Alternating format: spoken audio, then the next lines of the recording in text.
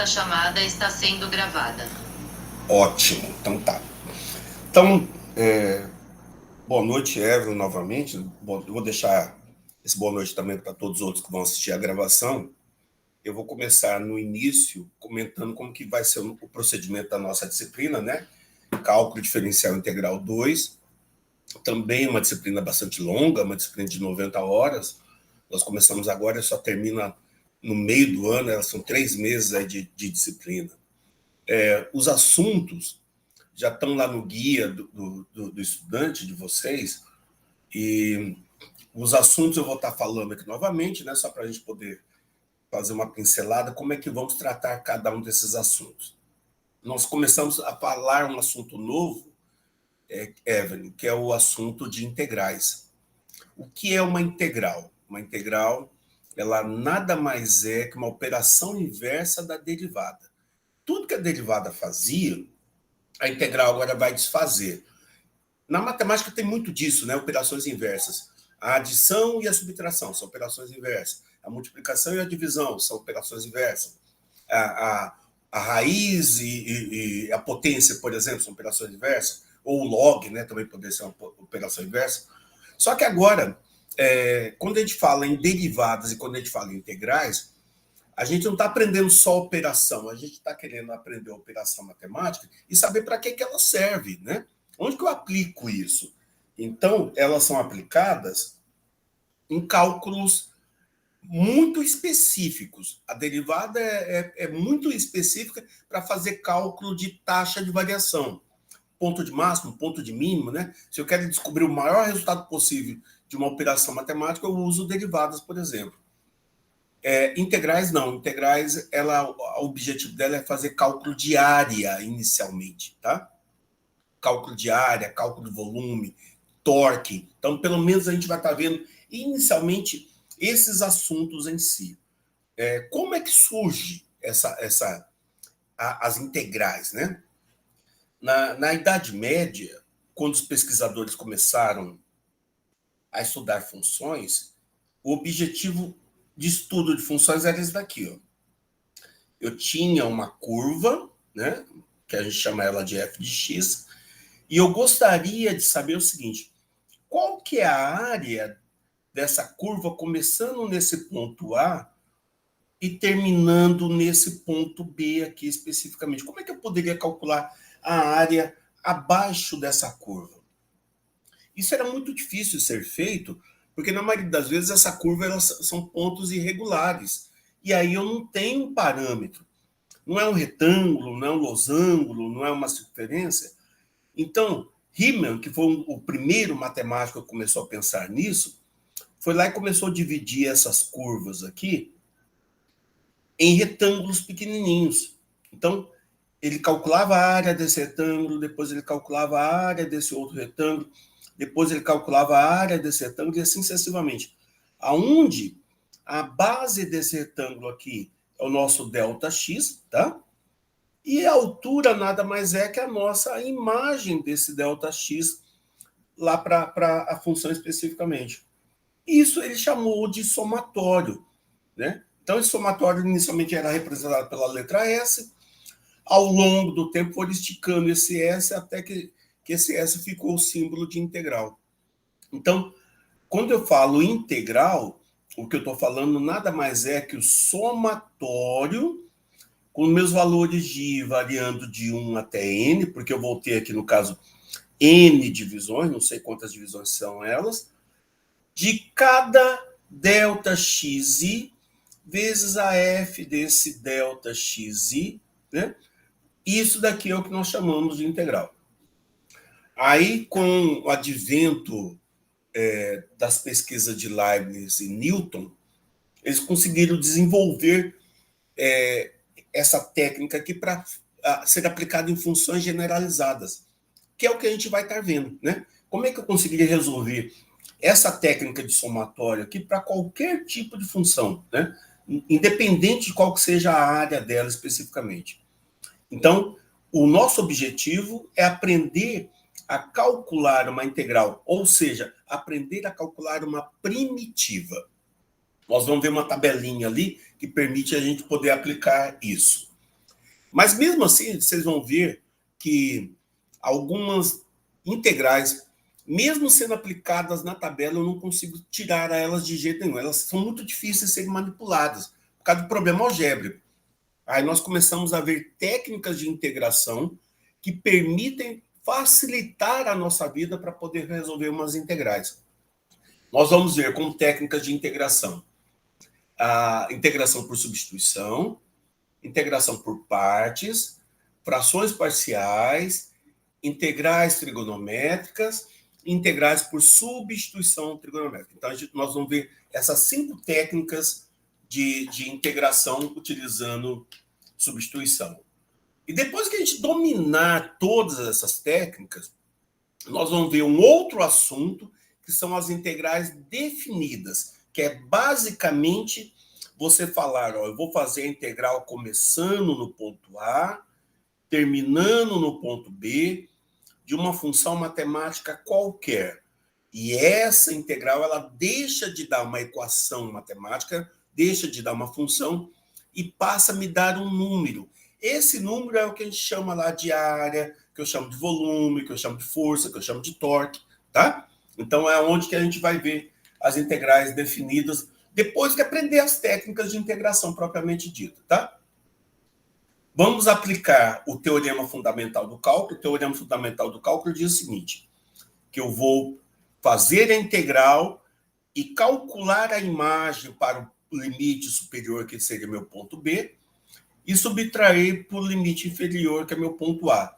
E isso daqui vai me dar uma constante, e essa constante é o valor da nossa integral, isso que vai ser definido, tá? Por isso que ela é chamada de integral definida. Eu sei onde ela começa e eu sei onde ela termina. Então, ela vai me dar um valor numérico qualquer. Então, esse é o assunto que a gente vai ver praticamente no primeiro mês, um mês e meio aí de aula, tá? Então, vamos ver esses assuntos. São bastante assuntos, tá? Bastante conteúdo.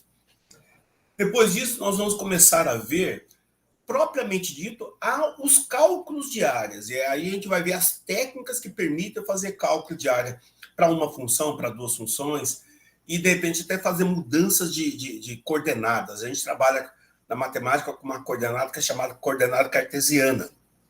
Mas vocês vão ver que existem outras coordenadas polares, coordenadas esféricas. Então, dá para a gente poder mudar as formas de visualizar o problema e facilitar a nossa vida, né?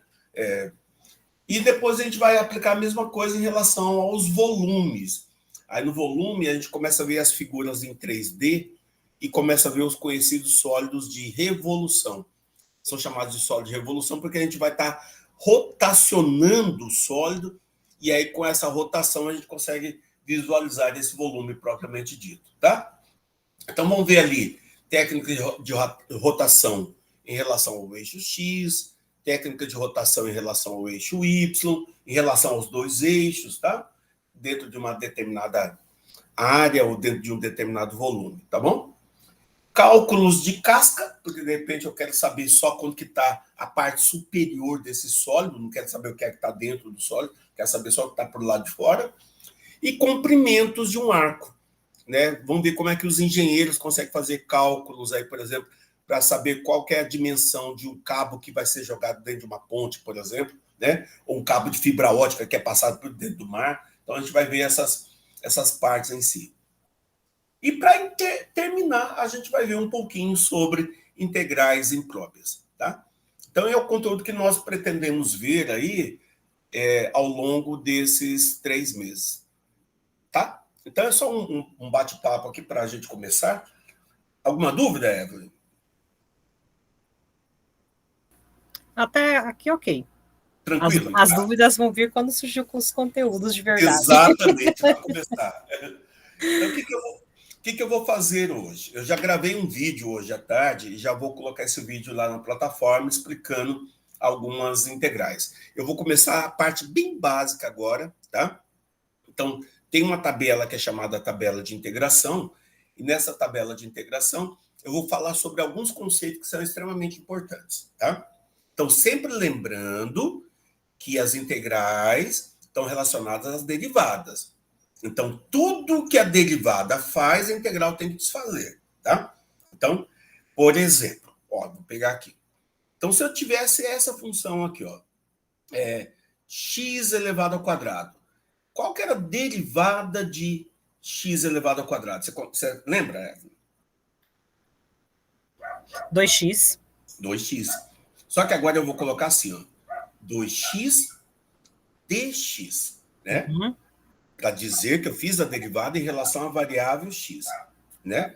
Então, se eu tivesse lá a função, se a minha função fosse o número 3, eu sabia que a derivada dessa função me daria 0. Se eu tivesse a função, se essa minha função fosse o valor x, eu sabia que essa derivada seria igual a 1, né? Se eu tivesse lá, por exemplo, deixa eu pegar uma outra situação aqui. Se eu tivesse y igual a x elevado a meio, eu sabia que a derivada dessa função seria meio, que multiplicava x elevado a meio menos 1, que daria menos meio.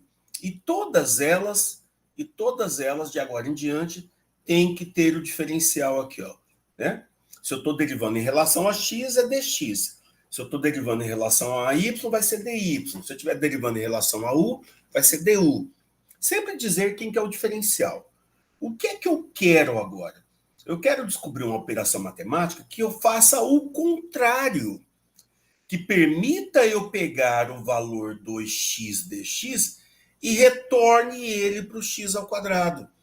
Que permita eu pegar esse valor 0 aqui e retorne ele para o 3. Que eu permita pegar esse valor 1 aqui e retorne ele para o x.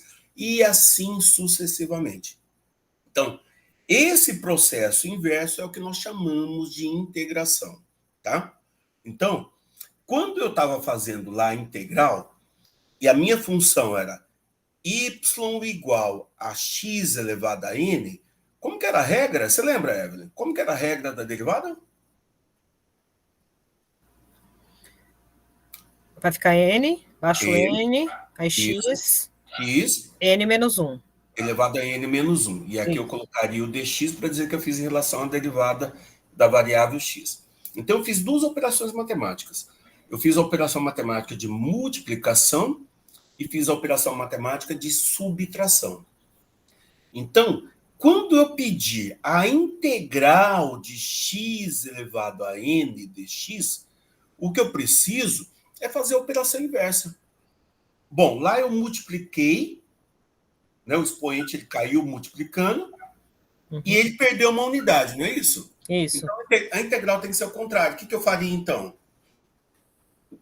O expoente Aumenta uma unidade? aumenta uma unidade, exatamente. E divide daí? Porque se é o inverso da multiplicação. Isso mesmo. E divide. Então, se na derivada eu multiplicava e subtraía, na integral eu vou somar e vou dividir. Então, esse C seria constante? Esse C vai ser uma constante. Por que que tem que ter essa constante? Por causa disso daqui, ó, tá? Se eu tiver a função, se a minha função for 3x ao quadrado mais 8x menos 5, eu sei que a derivada dessa função vai ficar 6x mais 8. E a derivada de menos 5, quanto que é? 0. 0. E aí o que acontece? Então, quando eu fizer o processo de integração, esse 6x aqui tem que virar lá o 3x ao quadrado. Esse 8 aqui tem que virar lá o 8x. Só que o 0 aqui eu não vou conseguir fazer ele se transformar novamente em menos 5. Então, por isso, a gente acrescenta sempre uma constante de integração. Eu sei que vai dar um número. Mas ele é indeterminado, né? Determinado, exatamente. Eu não consigo dizer quem que é esse número. Então, por isso que a gente coloca a constante de integração ali. Exatamente isso, tá? Então, nós vamos fazer processo matemático, onde for algébrico, eu consigo voltar ao original. Mas se ele já era uma constante, eu não consigo fazer ele voltar ao original. Então, eu vou lá e coloco essa constante de integração, tá? Até porque também, Ever, vai acontecer de você ter 2 ou 3 ou 4 funções que vão apresentar a mesma derivada. Ó, se eu pegar aqui y1, 3x ao quadrado, mais 8x menos 2, y2, 3x ao quadrado, mais 8x mais 1.000. E se eu pegar aqui y3, 3x ao quadrado, mais 8x, mais raiz quadrada de 3, todos eles vão apresentar a mesma derivada. Quanto que é a derivada deles aqui? 6x Zero. mais 8. Né? De todos. Isso. Isso. Por quê? Porque quando eu fizer a derivada de menos 2, de 1.000 ou de raiz de 3, isso daqui vai me dar zero. Exatamente. Então, vai existir, né, dezenas, ou às vezes até centenas, ou até milhares, ou até infinitas quantidades de funções que vão apresentar a mesma derivada. E aí eu tenho que pegar, fazer a integral dessa derivada. Como é que eu vou saber qual delas que deu origem? Então, por isso que a gente coloca a constante de integração lá, tá? Uhum. Então, as regras são basicamente essas daqui, ó. Primeira regra. Se eu tiver integral só do diferencial, então, integral de dx, o resultado vai ser x mais a constante de integração. Segunda regra. Se eu tiver uma constante vezes o diferencial, o resultado vai ser kx mais a constante de integração. Terceira regra. Se eu tiver um expoente na nossa variável, a integral vai ser x elevado a n mais 1 dividido por n mais 1 mais a constante de integração. Então, inicialmente, eu preciso saber bem essas três regrinhas aqui, ó. Por quê? Porque se eu tiver como exemplo, vamos colocar exemplos aqui. Se a minha função for integral de du, o resultado vai ser u mais a constante de integração. Se a minha função for integral de dt, o resultado vai ser t mais a minha constante de integração. Se a minha integral for integral de 6x dx, o resultado vai ser 6, e aqui nesse caso, o x tem um expoente, não está aparecendo, mas o expoente dele aqui é 1, né? O expoente dele aqui é 1. Então, vou aplicar a regra número 3, ficaria, então, x elevado ao quadrado sobre 2 mais a constante de integração. O expoente era 1, né? Acrescentei mais 1, ficou 2. E aqui dá para simplificar, né? 6 dividido por 2 vai ficar 3x ao quadrado mais a constante de integração.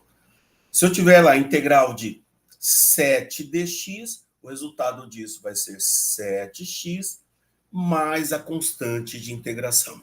Então, eu preciso dominar bem, principalmente essa regra número 3, que é a que a gente mais vai estar utilizando, né, para poder resolver os nossos probleminhas. Eu já coloquei também lá uma lista com 24 exercícios, tá bom? Já tem as respostas, e aí a gente já vai começar a aplicar já isso para poder resolver, tá certo? Então, inicialmente, basicamente é isso daqui. Professor, desculpa, a número 2 ali, a regrinha número 2, esse K, ele seria uma constante também? Uma constante também, foi o caso ali, ó. Então, zero, tá. né? Uhum. Então, se eu tivesse um número qualquer, por exemplo, aqui, entendi, tem 10, né, dx. Então, ó, é uma constante do lado do diferencial. Isso daqui significa que eu tenho integral de 10 vezes x elevado a zero. Uhum. Né? Por que x elevado a zero? Porque todo número elevado a zero é 1, né? Sim. E aí, eu tenho aqui o dx, ó. Então, se eu aplicar a regra da potência, o que você vai ter vai ser 10 x elevado a 1 dividido por 1 mais a constante de integração. Ou seja, 10x mais a constante de integração. Então, para fazer direto, a regra 2 já me explica isso. Ó. Uhum. É só o número do lado diferencial, vai ser ele vezes a variável mais a constante de integração. Ok? Ok. Tá? E aí, tem os problemas matemáticos agora que vão estar nos afetando. As regras são bastante, teoricamente, vamos pensar assim, bastante simples, mas vai acontecer de eu ter casos como esse daqui, ó. Quanto que é a integral da raiz quinta de x elevado ao cubo dx. Né? O que é isso? Isso daqui é uma potência. Toda raiz ela pode ser escrita na forma de potência. Como que eu escrevo isso na forma de potência? Conserva a base, que é o nosso valor do x. O numerador é o expoente do x, que é o 3 aqui. 3. E o índice é o denominador dessa minha fração. Então, falar que eu tenho raiz quinta de x elevado ao cubo é a mesma coisa de falar que eu tenho x elevado a 3 quintos. Entendeu? E aí, aplicando a integral, vai ficar como? X elevado a 3 quintos mais 1 dividido por 3 quintos mais 1 mais a constante de integração. Então, eu estou utilizando exatamente a regra número 3 aqui. Ó. Pega o expoente, soma uma unidade, né, para fazer a integral, e o resultado divide por essa própria unidade, que seria o n mais 1. Mas qual que é o problema agora aqui, né, Evelyn? Fazer fração, Agora né? é fazer. Agora é terminar. Agora terminar. Exatamente. E aí é onde que as pessoas às vezes começam a ter problema com integrais, porque precisa de muita matemática básica, né? Então, eu preciso saber quanto que dá 3 quintos mais 1, né? Eu faço de uma forma bem rapidinha. Eu faço assim, ó. 3 quintos mais 1. Eu pego o denominador, multiplico pelo número inteiro, né? Então, 5 vezes 1 vai me dar 5. E o resultado eu somo com outro numerador. Então, vai me dar 8, né? 5 vezes 1 me dá 5, mais 3 me daria 8, e permanece com o denominador 5. Então, eu sei que o resultado vai me dar 8 quintos, né? Então, essa é a forma que eu faço, que eu acho que ganha bastante tempo. Então, eu escrever de novo lá, ó. Então, era x elevado a 3 quintos mais 1, que é 8 quintos, que tem que ser dividido por 8 quintos. Mais a constante de integração, né? Não pode esquecer. Mais a constante de integração. E agora, arrumar isso daqui, né? O que significa x elevado a 8 quintos? Significa que eu... Mesmo que raiz quíntupla de 5, de x, raiz quinta de 8, x e sobre 8. Exatamente, elevado ao oitavo. Só que aqui eu tenho uma divisão. Aqui não está aparecendo, mas eu tenho o número 1 aqui, ó, né? Eu tenho o número 1 que tem que ser dividido por 8 quintos. Como que eu faço divisão de fração? Multiplica inverso? Multiplica inverso. Conserva o primeiro e multiplica pelo inverso da segunda. Então, ficaria 1 vezes 5 oitavos, que vai me dar 5 oitavos. Então, ali, o resultado aqui vai ser 5 oitavos mais a constante de integração. Você viu? É fácil, mas é difícil, né? É fácil se você souber todas as técnicas. Se você esquecer de uma, já era. Exatamente. Já começa a dar dor de cabeça, né? Então, a gente vai ver muito disso, operações envolvendo frações. Então, precisa dominar bastante operações envolvendo frações, tá? Uhum. Deixa eu ver o que mais aqui. Tem algumas coisas que eu já coloquei lá no vídeo, não vou estar falando aqui, mas está lá no vídeo, tá? Uhum. Ok. Deixa eu falar sobre as propriedades, tá? Vou falar um pouquinho sobre as propriedades. Lá no livro, também já deixei o livro lá na página, está na página 15, começa a falar ali sobre as propriedades de integrais indefinidas. Eu vou comentar uma de cada vez aqui para a gente poder entender. O que diz as propriedades? Propriedades são regras que eu posso utilizar quando eu estiver fazendo o uso das integrais, tá?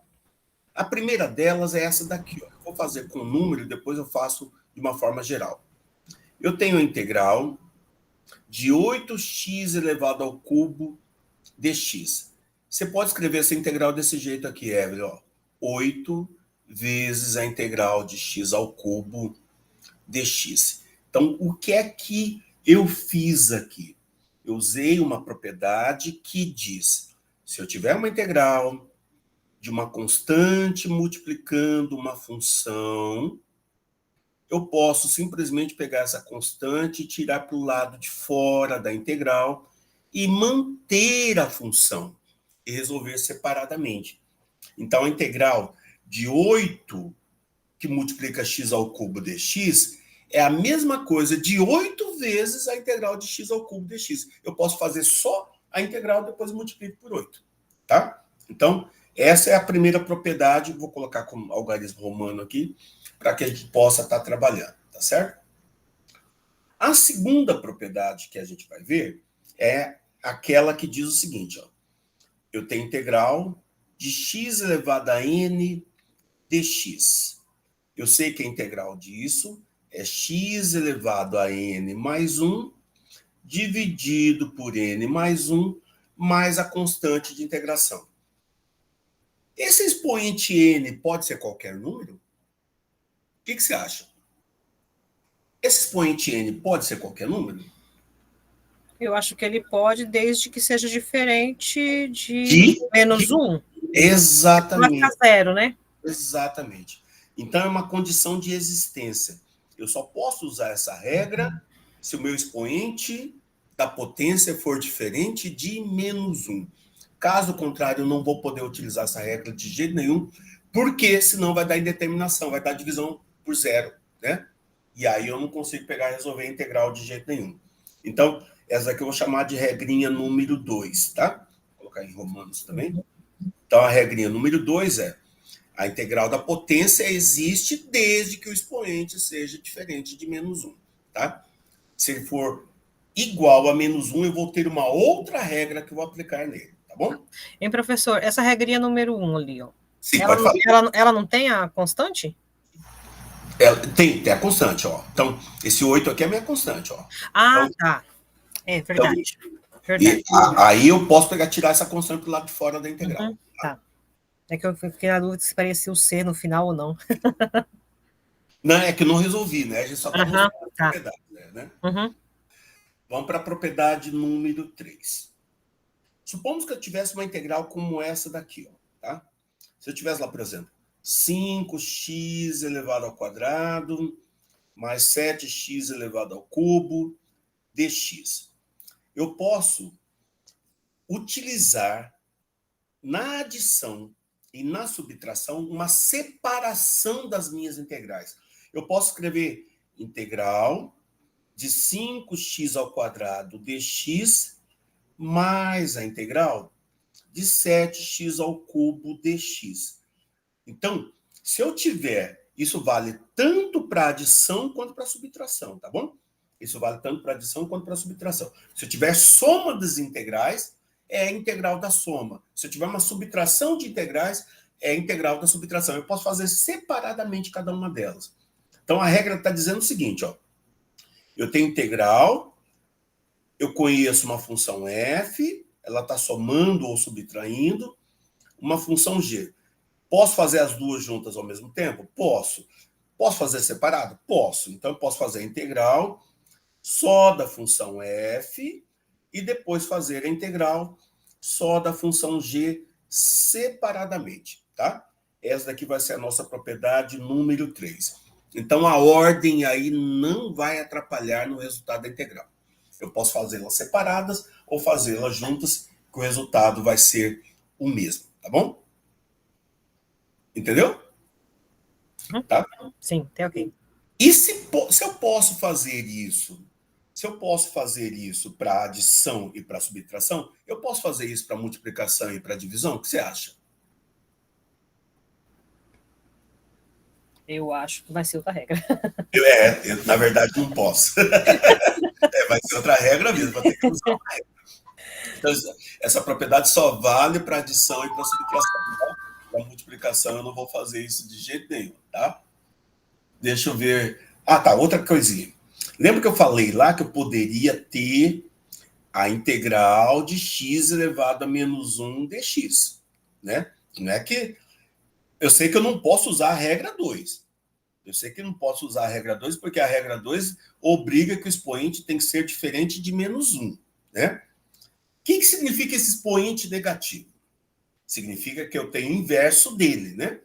Então, a integral que eu tenho aqui, na verdade, é a integral de dx dividido por x. Ó. Então, expoente menos 1 quer dizer que saiu do numerador e foi para o denominador. Eu não posso usar a regra número 2. Ele tem uma regra específica para ele. Integral de dx sobre x nada mais é que ln de x mais a constante de integração. O que é ln, você lembra? Lembro não. Lembra não? Não. ln significa que eu tenho log do x, só que na base desse log está o número e. Então é o que a gente chama de logaritmo natural ou logaritmo niperiano. A gente vai trabalhar muito com ln, tá?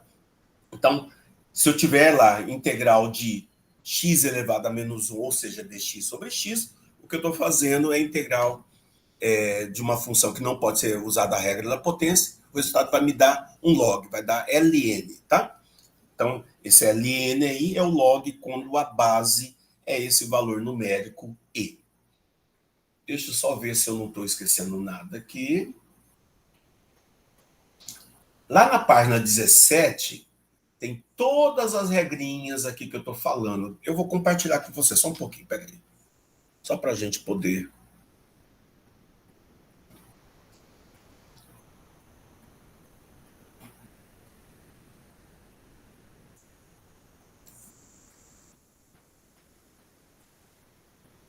Consegue visualizar? Sim, tá ok. Tá, ótimo. Então assim, são bastante regras, né? Nas derivadas são 32 regras de derivadas, nas integrais passa de 1000, tá? Nas integrais, então a gente vai começar a ver aos poucos, porque senão vai assustando, né? Aqui Já você já está assustando, né? Mas aqui já tem as regrinhas para a gente poder fazer o paralelo, tá? Então, ó, quando é que era a derivada, eu faço operação inversa, eu tenho integral, tá? Quando era a derivada, eu faço operação inversa, eu tenho integral. Olha lá o ln, lá, ó. Derivada de ln dava 1 sobre x. Por isso que a integral de 1 sobre x me dá o ln. Entendeu? Porque uma é a operação inversa da outra. Aí, ó, derivada de cosseno era menos seno. Por isso que a integral de seno vai dar menos cosseno. Uma troca pela outra, sempre com o sinal trocado. Entendeu a ideia? Sim, aham. Então, se eu souber algumas regras de derivada, isso me ajuda a saber algumas regras de integrais. Porque uma é a operação inversa da outra. Pelo menos nessa parte inicial agora, vocês vão ver que isso é bem tranquilo. Então, eu recomendo que vocês já dêem uma olhada nessa tabela, estudem essa tabela. Eu recomendo que vocês reescrevam ela, tá? Porque escrever novamente, isso ajuda bastante a gente a memorizar, tá? E tem alguns exercícios já resolvidos aqui também, tenta refazê-los, e já vamos começar a utilizar o fórum, tá bom, Evelyn? Ok. Tá? Combinado. Uhum. Então, por enquanto é só. Eu já vou subir o vídeo lá, já vou colocar o outro vídeo lá. Vão ter os dois vídeos, esse e o outro, tá? Uhum. Para que vocês já comecem a estar estudando. Já tem a lista de exercícios também. A lista de exercícios é essa daqui, ó. São 24 exercícios, tá? Já coloquei para que vocês já possam estar trabalhando. Antes de cada exercício, eu também explico aqui uma receitinha de bolo, explicando como é que eu faço para fazer a substituição, ó. Então, eu dou um métodozinho ali explicando, ó. Vai lá, escolhe quem que você vai substituir, né? Faça essa substituição. Calcule a derivada, porque eu estou substituindo sempre vai fazer a derivada. Depois, que aí que substitui, é aí que eu vou integrar. Esse daqui é o conteúdo do outro vídeo, tá? É o que está lá na plataforma, que é a parte de integrais por substituição. Mesmo assim, se tiver dúvidas, me comunique. Escreva lá no para a gente poder estar tirando as dúvidas de vocês, ok? Ok. Então, por hoje é só, Evelyn. É bem rapidinho mesmo, é mais introdutório, tá? É para começar a estudar e não deixe acumular, que você viu que tem bastante conteúdo, né? Vi, tem bastante. E já eu dei uma olhadinha na plataforma, já tem bastante coisa postada lá já. Tá bom? Tá ok. Então, um abraço para você e bons estudos. Outro. Obrigada, professora. Até a Nada. próxima. Tchau. Tchau.